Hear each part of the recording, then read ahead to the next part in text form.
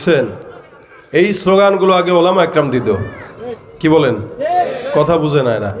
কারা দিত ভাই? আলেমরা দিত। কারণ স্লোগানটা আলেমরাই শিখাইছে, এখন এরা দেয়। আলহামদুলিল্লাহ কয় না? এদের কণ্ঠে তো এই স্লোগান ছিল না, এদের কণ্ঠে জিহাদের তামান্না ছিল না, এদের দিলে আলহামদুলিল্লাহ বাংলাদেশ ওলামা একরামরা ওয়াজ মাহফিলের মাধ্যমে যুবকদেরকে শাহাদাতের তামান্না অন্তরে ঢুকিয়ে দিয়েছে।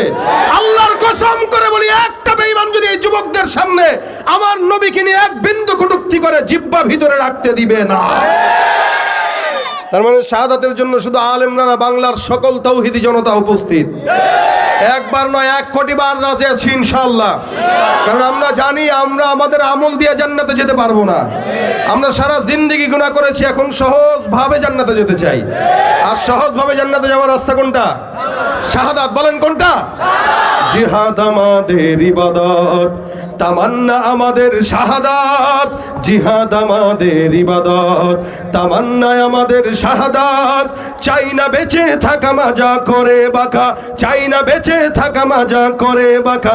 দাও প্রভু মোদেরে হিম্মত, দাও প্রভু মোদেরে হিম্মত।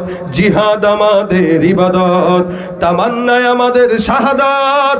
জিহাদ আমাদের ইবাদত। ঠিক কিনা?